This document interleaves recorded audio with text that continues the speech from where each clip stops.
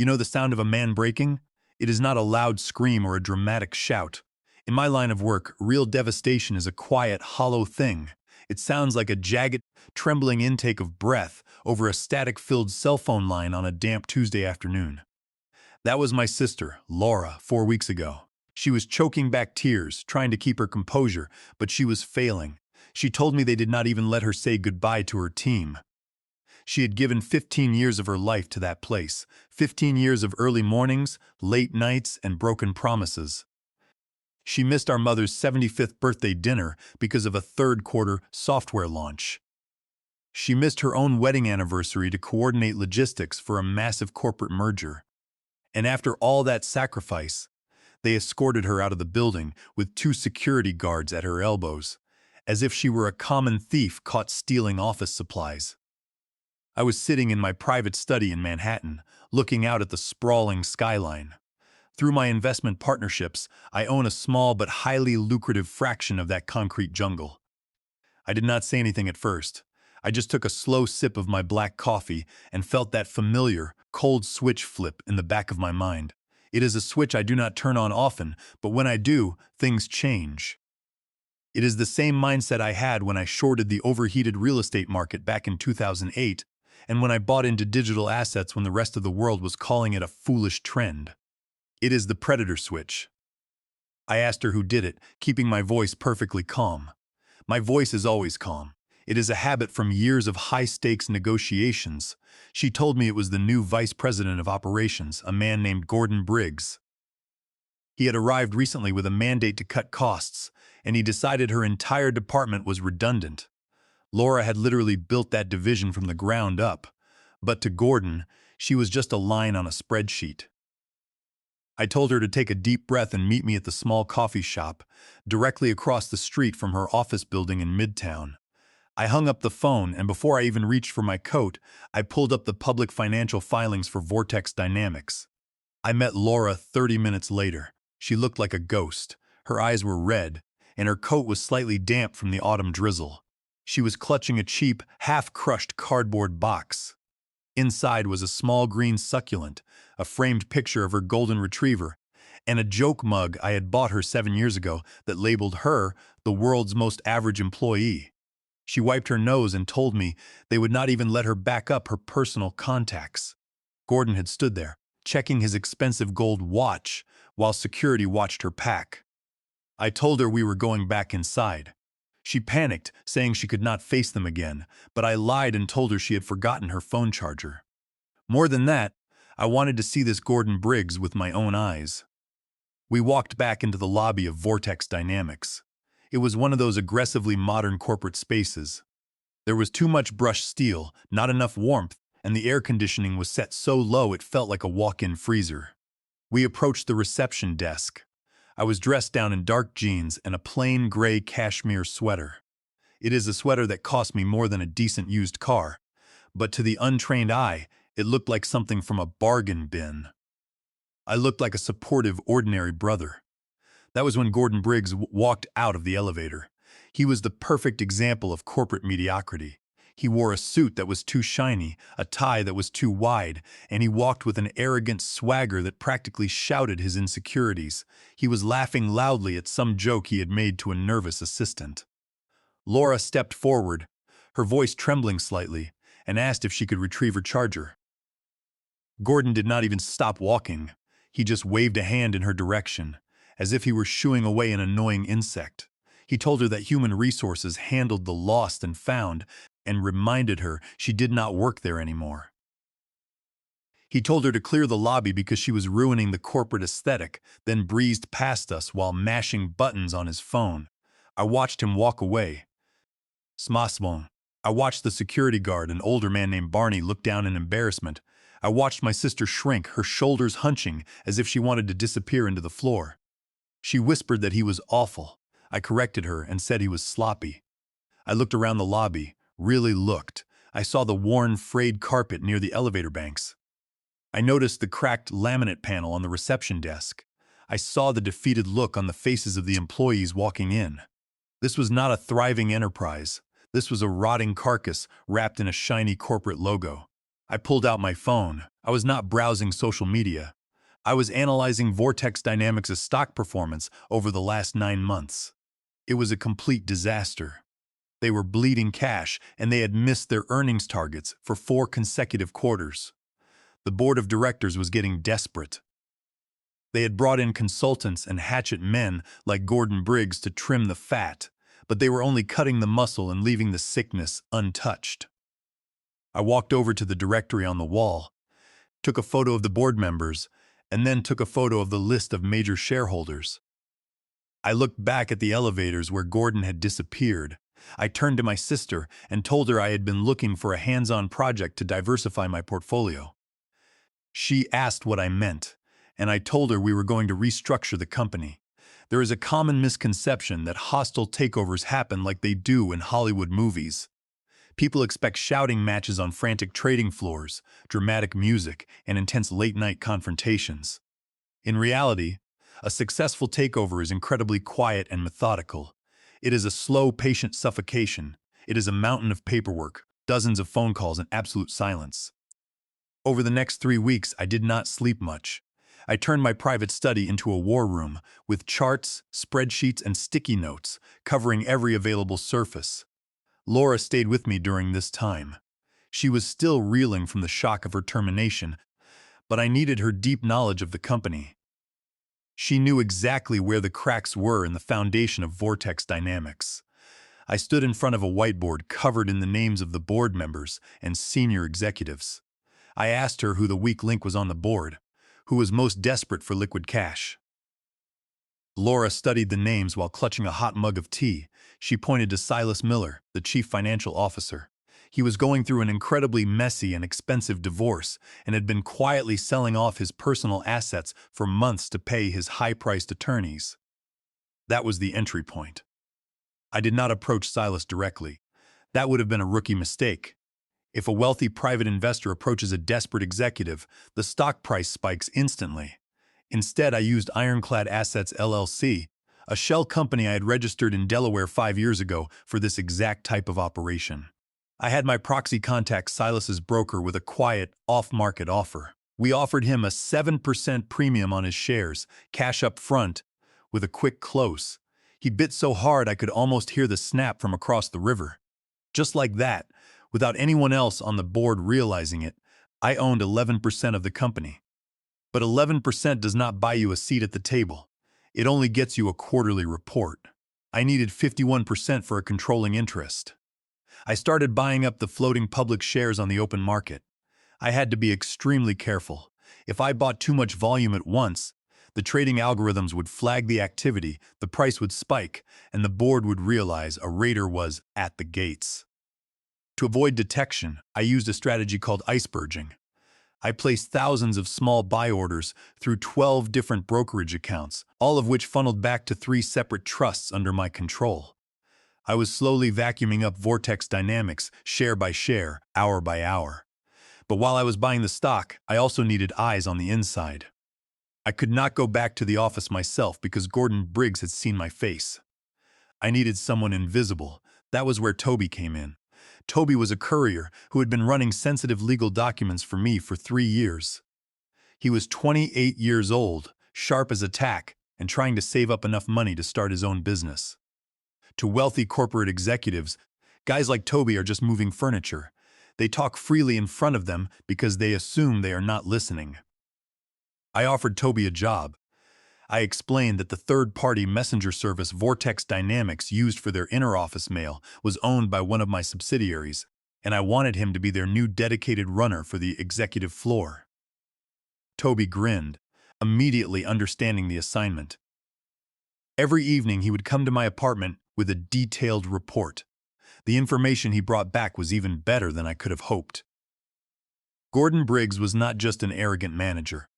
He was actively dismantling the operational core of the company. Toby told me that Gordon was firing all the legacy engineers, the ones who actually understood the proprietary technology, and replacing them with his old college buddies. These new hires spent 4 hours a day playing online games and trading stocks in the conference rooms while the actual work ground to a halt. When I asked about the upcoming product roadmap, Toby confirmed it was delayed indefinitely.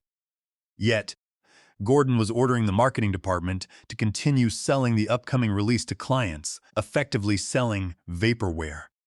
If the regulators caught wind of this, the stock would plunge to zero. This was critical intelligence. It meant the stock price was artificially inflated by false promises, giving me massive leverage. I decided to accelerate my buying strategy. I instructed my brokers to target the institutional pension funds. These funds are usually loyal, but they are also incredibly risk-averse. If they smell trouble, they dump their holdings immediately.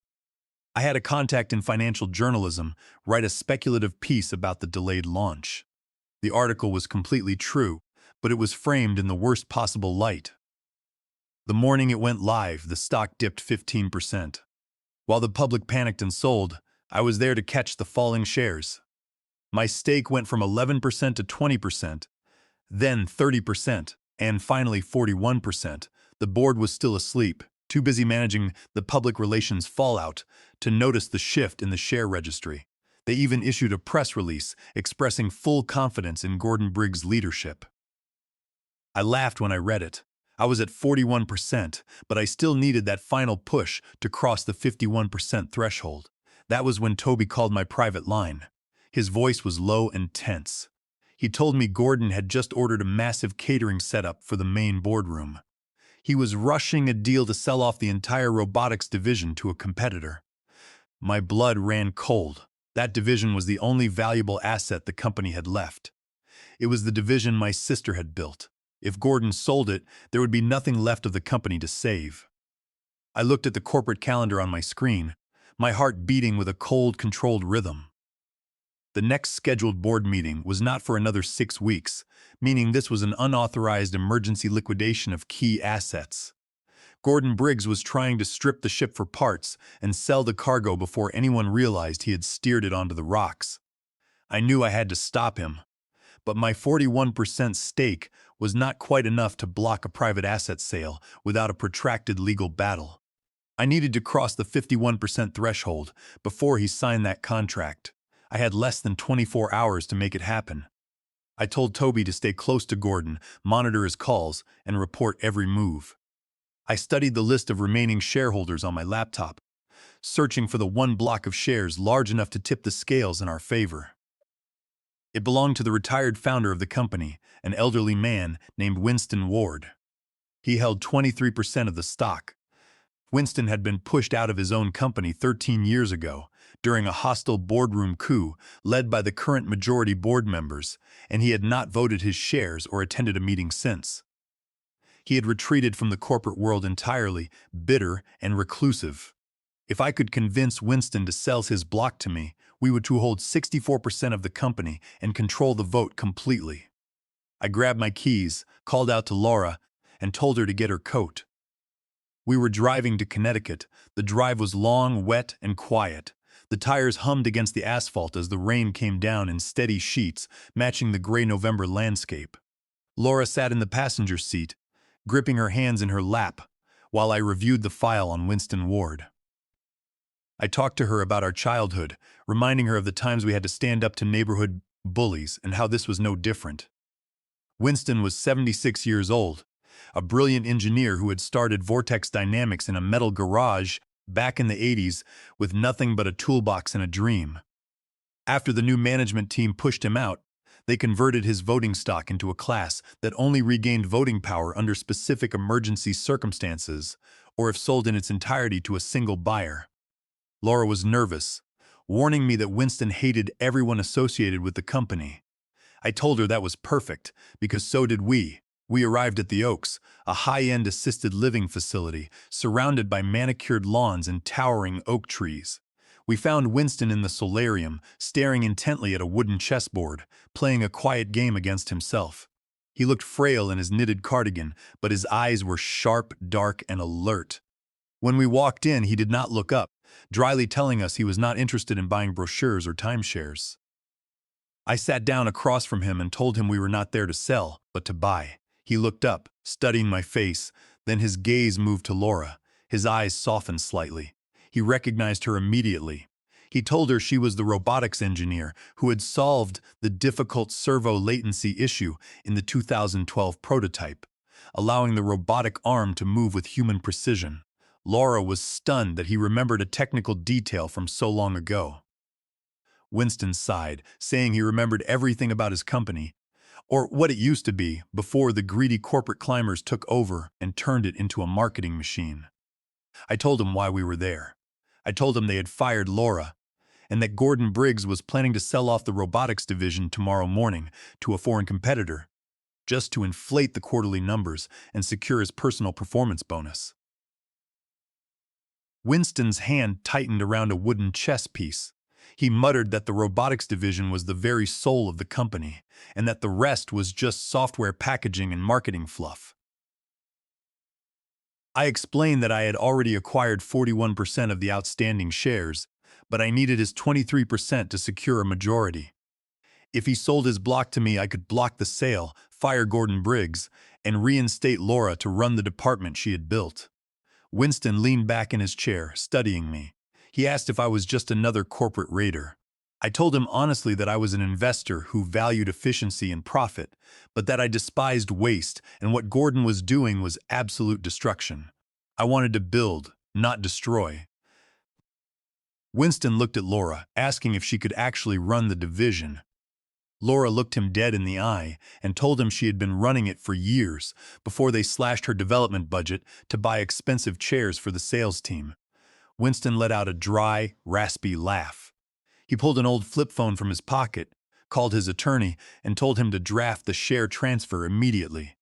He told his lawyer he wanted to see Gordon Briggs' career finished. It took 6 hours of intense phone calls, document reviews, and wire transfers between our legal teams. We sat in that quiet solarium, drinking bitter tea, while the lawyers finalized the paperwork. By the time the confirmation pinged on my phone, the sun had set. I was now the majority shareholder of Vortex Dynamics, but I did not celebrate yet. Power is only half the equation. Knowing how to use it is the real work. My phone vibrated in my hand as we were speeding back toward the city. It was Toby. His voice was whispered and frantic, competing with the sound of the rain drumming on the roof of the car. He told me we had a massive problem. Gordon Briggs had moved the meeting up. It was not happening tomorrow morning. He had rescheduled it for tonight at 9 p.m.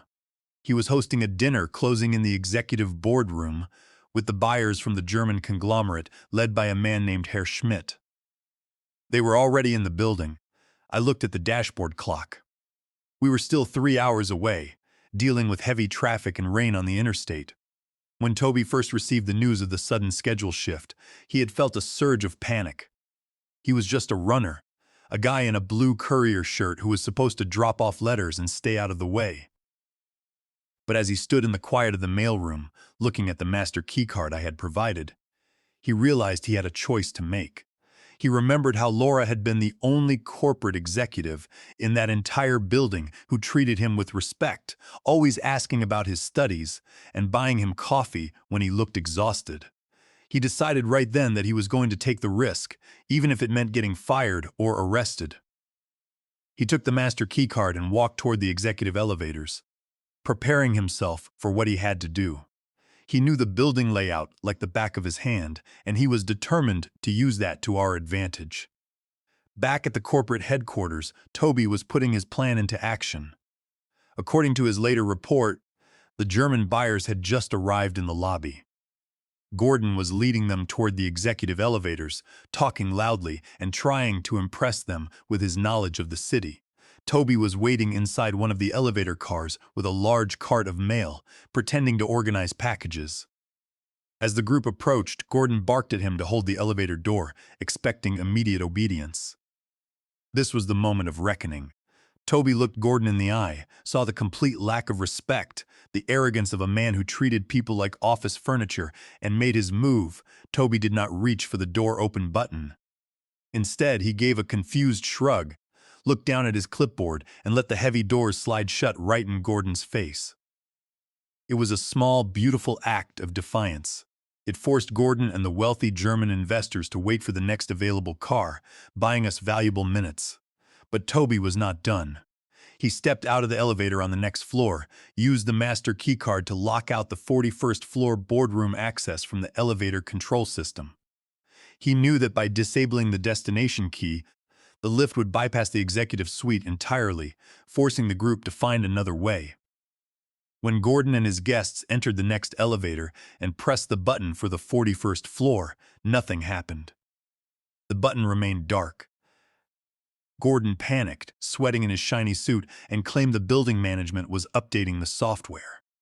He pressed the button for the 40th floor, which lit up. He told the guests they would take a quick walk up the stairs, trying to play it off as a minor inconvenience. But Toby had already anticipated this. Earlier that afternoon, he had spilled a gallon of slippery blue industrial floor cleaner across the landing of the stairwell, placing the warning sign behind the heavy door where it was invisible until the door was opened. The lead German investor, Herr Schmidt, took one step into the stairwell, slipped, and nearly fell. He managed to catch the railing, but his $7,000 Italian shoes were now covered in blue chemical slime. He was absolutely furious, shouting about the terrible conditions and corporate disorganization. Gordon was mortified, screaming for the janitor into the empty stairwell. The delay was working perfectly. Toby was leaning against the wall, outside the boardroom on the 41st floor, texting me updates as they slowly climbed the stairs, complaining and wiping their shoes. We tore off the highway and pulled up to the curb outside the building. The rain was pouring, washing over the windshield in heavy sheets, but we had made record time. I did not wait for Laura to park. I jumped out of the passenger side and sprinted through the revolving doors.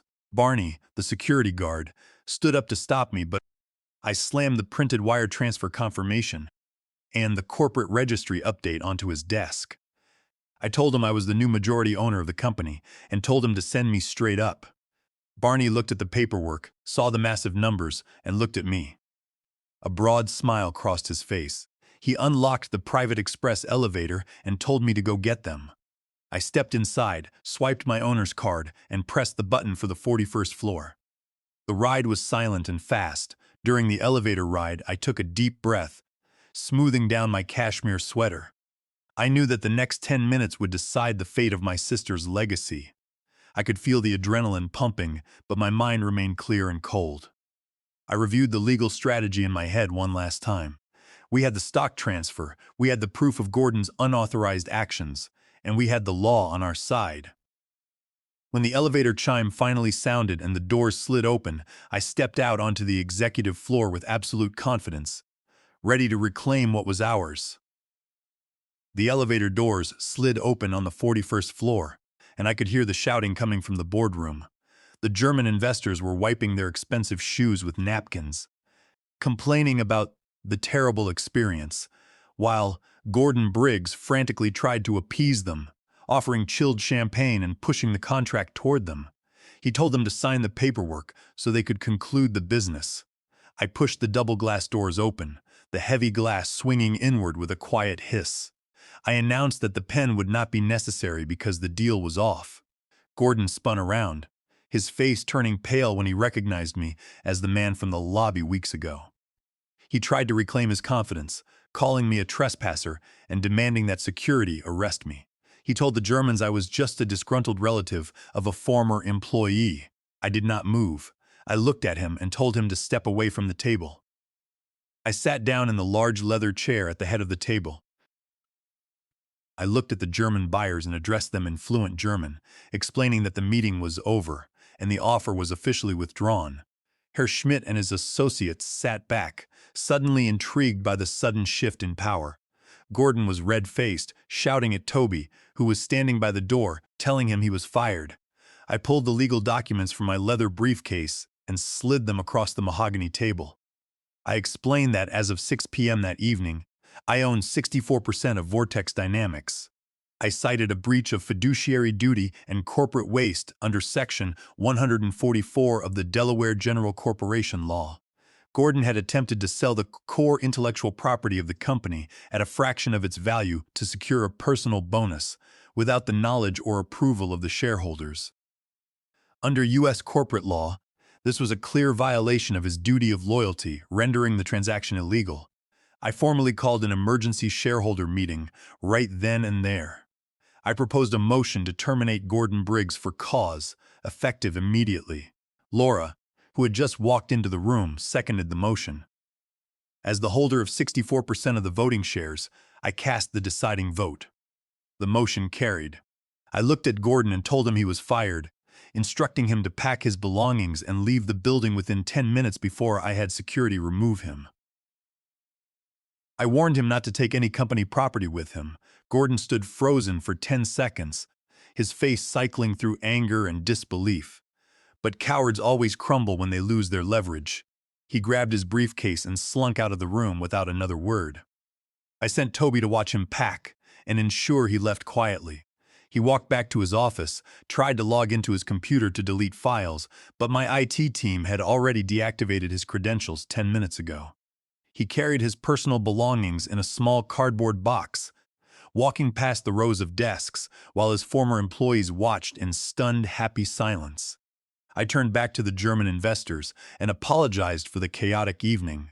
I explained that Vortex Dynamics was returning to its core engineering focus, but if they were interested in licensing our robotics technology at fair market value, our new head of operations, Laura, would be happy to discuss terms. Laura sat down and began reviewing the technical schematics, explaining how our new design resolved the latency issues. Herr Schmidt smiled, stating they were much more interested in a licensing agreement than a messy acquisition anyway. 4 months later, the turnaround of Vortex Dynamics was complete. The stock price had rebounded, rising 55% as we hired back the original engineering team and stabilized the product pipeline. Laura was running the division with absolute authority, and the company was finally profitable again. Toby was now our director of internal logistics, managing the supply chain with incredible efficiency.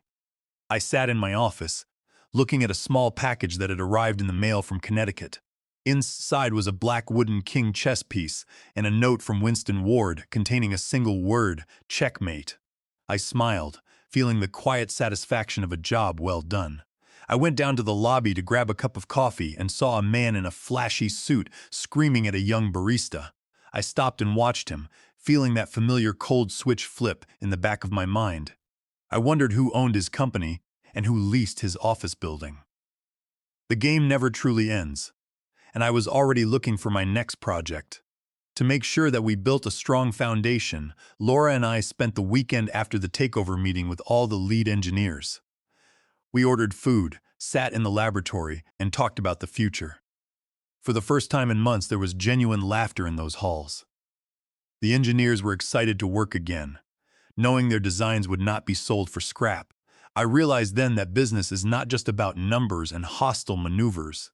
It is about the people who create the value. I had saved my sister's career, but I had also saved the company's soul, and that was the greatest return on investment I could have ever received.